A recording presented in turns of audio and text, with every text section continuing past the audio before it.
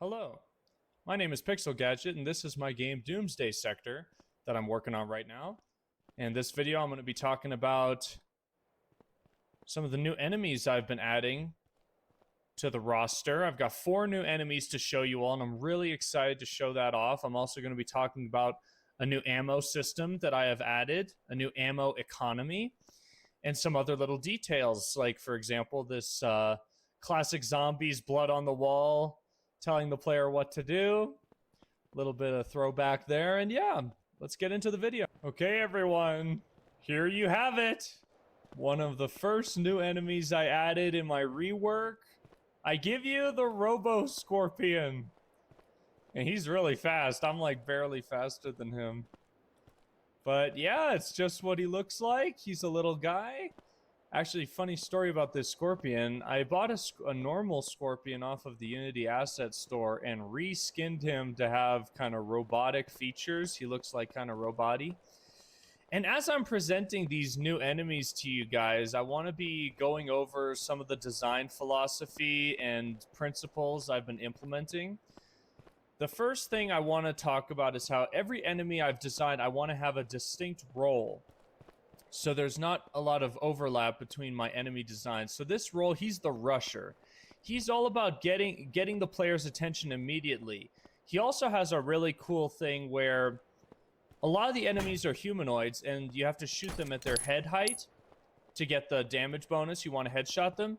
However, this enemy is low, fast, and low to the ground. And in a way of survival FPS, having enemies that force the player to kind of shift their aiming downward is going to make a big difference. And it's just engaging to the player. It's challenging to the player. And overall, it's a very good thing to have contrast and diversity of height of the enemies. Low to the ground enemies, normal humanoid enemies, enemies that are up in the sky. My game isn't going to be able to have any enemies like floating around up here just because of the logistics.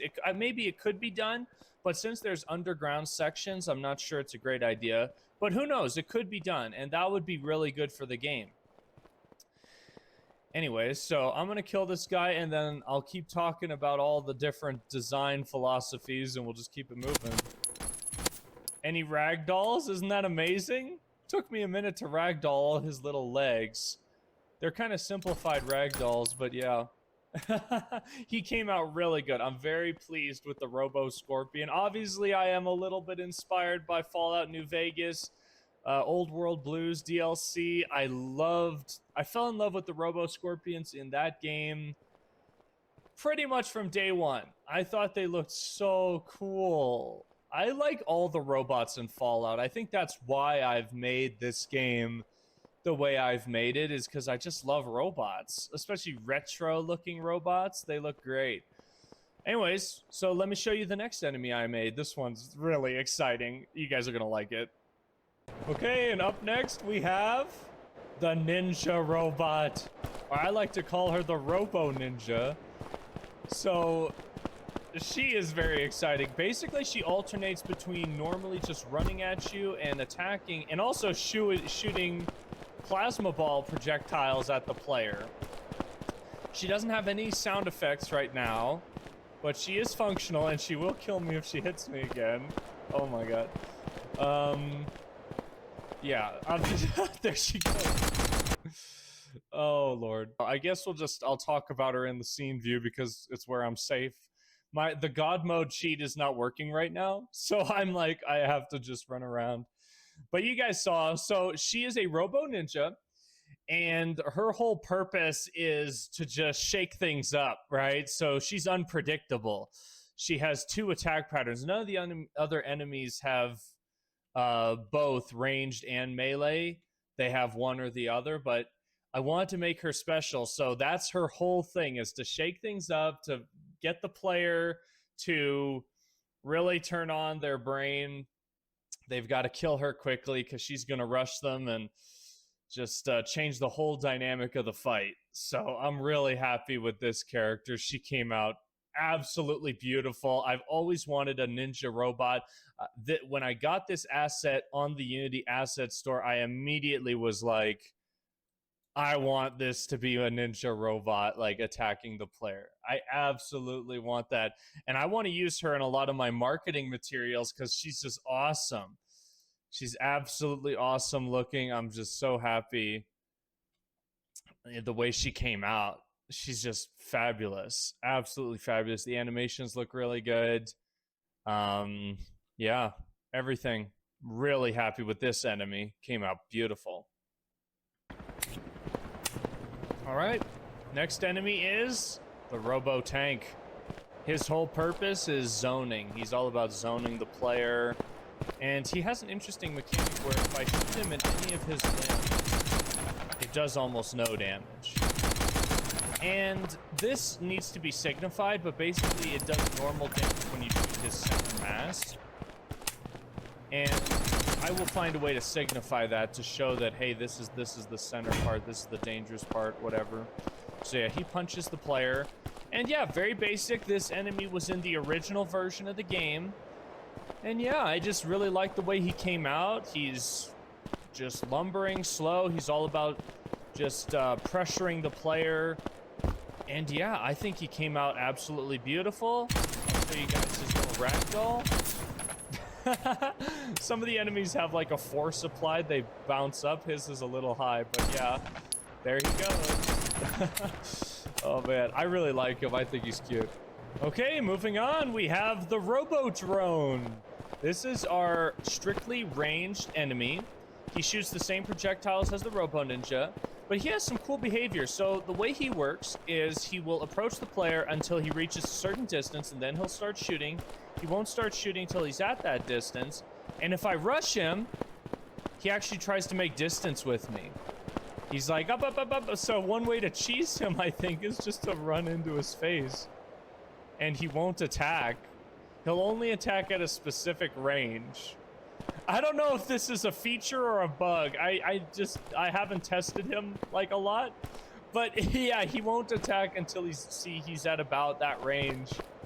And if I rush him, he'll reposition and get to that range. And if I run away from him, he'll reposition, get to that attack range, and kill me. Yeah, like that. So I think he's so cute. I love the little drone. I want to add a script that makes it so he's got a little bit of hovering going on, a little bit of like floating.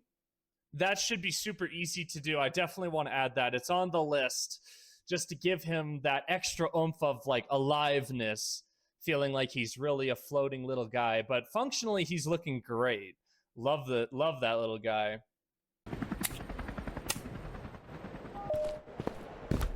And the fifth and final enemy to show you guys is the default enemy, which you've probably seen a lot of if you've been watching the channel. He's the Robo Zombie, basic enemy. This is the enemy that the player's going to be seeing the most of. He's the most work I've put into right now. And yeah, I really love the way he's looking right now. He's made to look kind of like, a soldier robot. And he's just the cannon fodder. Looks like he's stuck in there. There's some nav mesh issues. We're having some growing pains with the nav mesh and whatnot.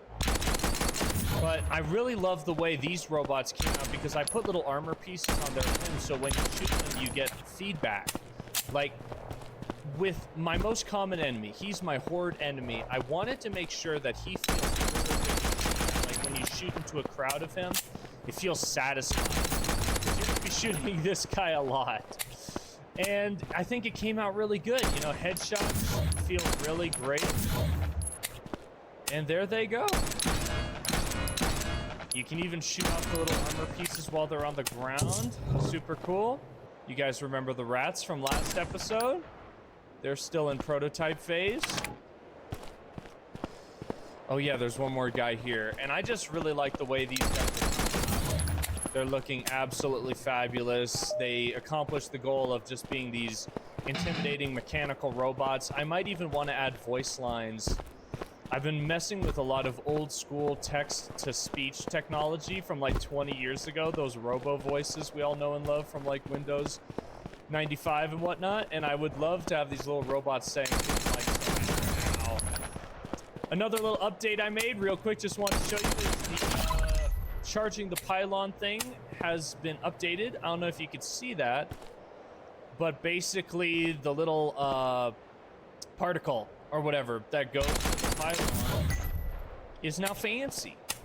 And so, yeah, this is how you open the bunker. You have to go near this thing and charge it up. There's 3 of these pylons around the map. I'm wondering if I should add a signifier, kind of like the mystery box, where they're like glowing in the sky so the player can see like, oh, the other pylons are over there. I tried to signify it with these prototype like cables on the ground. They connect to each other, but I'm not sure. Yeah, we'll get that figured out in no time.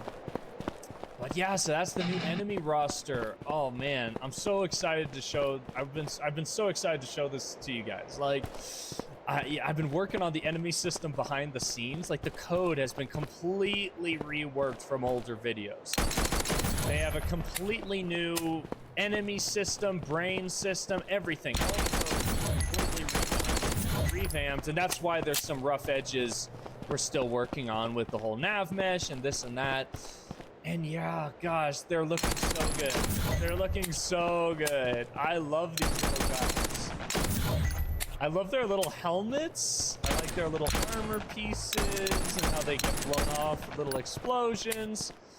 All the feedback. I really want to add footstep sound effects where, you know, see how he's marching at me? His animation is so like, just imagine that subtle little robotic footstep hitting the sand, hitting the concrete. I might not do footsteps that are specific to the material he's on, but I will try to just make it sound subtle, not too overwhelming, because I got to make it sound good if there's like 50 of them running at the player. But yeah, the sound effects for the enemies is the next polish phase for the enemies, realistically. That's the next step, is giving them their soundscape identities, and that's going to take some time. There's a lot of detail I want to put into them. We talked about having little voice lines like, hey, stop right there, or like, stop, criminal scum. They could say things like that, almost like they're military police robots or whatever, security robots. I just can't wait. There's so much opportunity for narrative with all of this. Oh, I'm out of ammo.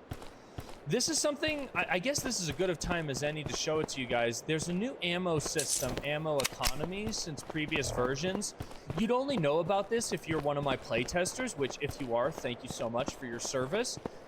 There's a new ammo system. So in previous versions of this game, there was actually unlimited. And I never thought about it because it was actually produced by a coding limitation. Believe it or not, but the infinite ammo was done out of just not wanting to deal with a lot of the issues with the old weapon code. And the weapon code has been completely reworked, by the way. Absolutely reworked. They're all implemented in the game here. However, yeah, I don't have any ammo. So each gun consumes 1 of 5 new ammo reserve types here on the right side of the screen, as you can see. And since we have the pistol, which uses the light ammo type, we can actually buy that in the starting room. There's one more enemy. Is he stuck in the usual spot? All right, there he goes. Nice. Yeah, I'm just...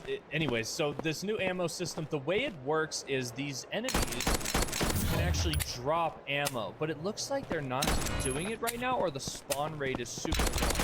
So the enemies will periodically actually drop the ammo the player needs, and also, as you saw, the player can just buy the ammo off the wall from the weapon they bought at, or from that individual buying station. It's probably... I'm gonna change it so it's just the, like, I can buy the light ammo from, like, the Doomsday buy station, right? It sells its corresponding ammo that it uses. You also may have noticed there's new weapon icons in the bottom right. You can see there's these little pixel art icons. I added that a while back. Very happy with that. There's now an armor system. Let me just show you guys how that works real quick. I guess I'm going to turn on the cheats. Oh, those were some of the ammo drops I'd been testing. And oh, I can't wait to show you guys. So let's just say I give myself $1 billion. Okay, so now I have armor. if these guys hit me, it's like an extended health bar, basically. And this is replacing, this is like my version of Juggernaut, right? This is my version. So it's allowing the player to progress in a way that they really weren't able to do before in the game. Okay, so another way I want the player to get new ammo to replace ammo is actually around the map. There's going to be random ammo drops. So this is a heavy ammo, which the Kar98K uses actually. So you can see here that when I get a Kar98K, it gives me some heavy ammo immediately when I shoot. And when I reload, you can see it consumes from that reserve, right? So right now I have 10 of this special ammo. The special ammo will be used for the Wonder Gun and the rocket launcher and the grenade launcher. So it's kind of a generic, just special ammo, right? Shotgun shells for shotguns, pretty obvious. The heavy ammo is for the heavier weapons, right? Sniper, this bolt-action sniper, the other snipers, and I think some of the heavier semi-automatic weapons. And the medium ammo, as you saw, is being used by my favorite gun in the game, the M4A1. And actually, we don't have any more of that. Thankfully, I do have a cheat code here that gives me max ammo. I also am thinking about adding Call of Duty Zombie style drops. Max ammo, insta-kill, nuke, all of it. Because I don't know about nuke. I don't know about the nuke, but max ammo and insta-kill just sound really good. They sound really good. One of my favorite things about that is the risk-reward of it. In a wave survival game, when you kill enemies in the wave, and they drop something, and you've got this powerful power-up in the middle of this wave of enemies, you're giving the player such a meaningful choice where it's like, hey, you can go for this thing and get this power-up, but it's dangerous. You'll have to be out of position. And as I've explained in previous videos, in wave survival FPS, positioning for the player is everything. It's absolutely everything. It is the core of the gameplay. The spatial economy, how much square footage the player has to work with, is a resource to their survival. A lot of players think, anyway, so okay, here at this point in the game, it's gonna break because it has some of the old enemies. These are they're using the old enemy system, so it looks like they're totally glitched out. They still do damage, it seems, but yeah, they need to be replaced, rebuilt, and all that stuff. All right, let's move on to some other topics, guys. Well, guys, that's everything I want to talk about in this video. I guess I will see you on the next devlog.